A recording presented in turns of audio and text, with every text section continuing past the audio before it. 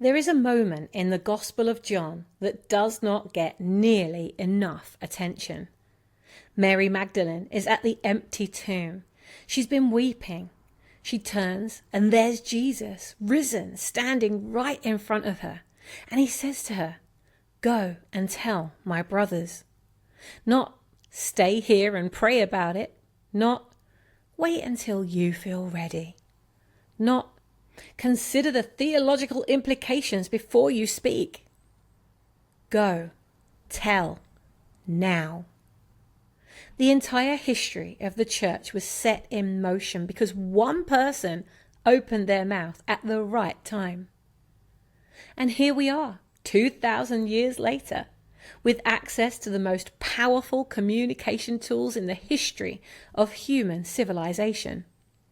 And millions of Christians who carry the same message are sitting in silence, waiting, hesitating, holding back. This article is about what that waiting is actually costing and about the deeper theological truth behind it. Because the cost of your silence is not just missed opportunity. It's something more profound than that.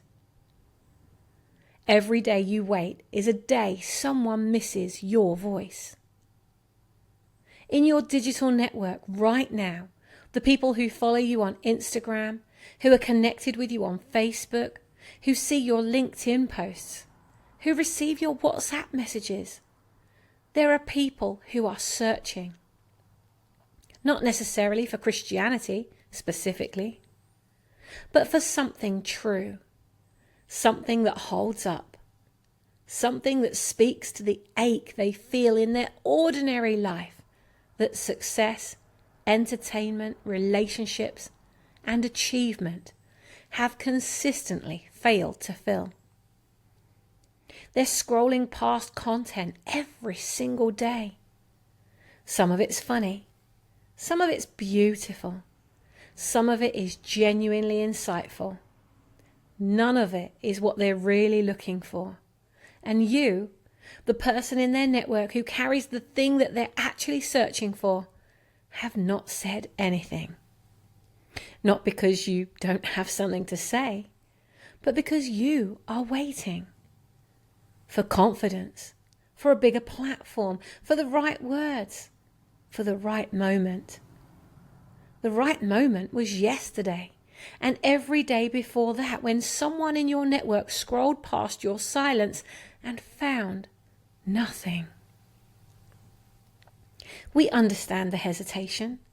We know the vulnerability of putting your faith into public digital spaces where it can be ignored, mocked, or misunderstood. We say this with genuine compassion. The hesitation is understandable. And it's gone on long enough. Jesus cannot speak through a closed mouth. One of the most extraordinary promises in the New Testament is also one of the most demanding. Jesus tells his disciples in John 14, "Anyone who has seen me has seen the Father." And then breathtakingly, "Whoever believes in me will do the works I have been doing, and they will do even greater things than these." Greater things? Through ordinary people? Through you. But the mechanism by which Jesus continues to speak in the world is deeply practical. He speaks through his people. He reaches through his people. He heals, calls, convicts, comforts, and draws people to himself through the mouths, the hands, the keyboards, and the lives of those who follow him. When you are silent, he's not silent. He has other voices, other instruments, other ways. But he doesn't have yours. And yours is the one he prepared. Yours is the one shaped by your specific story, your specific relationships, your specific combination of brokenness and redemption. The person in your network who needs to hear the gospel from someone they know and trust cannot receive it from a stranger with 100,000 followers. They need to receive it from you. the theology of available vessels. Throughout Scripture, the pattern is consistent. God uses available people, not perfect people, not polished people, not people who have it all figured out. Moses had a speech impediment and offered it as a reason why God should choose someone else. God's response was not to find a more articulate prophet. It was to say, I will be with your mouth and teach you what to say. Jeremiah protested that he was too young to speak for God. God's response was, I will put my words in your mouth. Peter, who denied Christ 3 times and hid behind locked doors in fear, became the man who stood up in front of thousands on the day of Pentecost and spoke with such power that 3,000 people gave their lives to God in a single day. The difference was not his own ability, it was his availability, his decision to open his mouth and let the Spirit speak through him. The same Spirit is available to you. Today, in your digital spaces, with your specific voice, your specific story, your specific audience. But he'll not speak through a mouth that stays closed.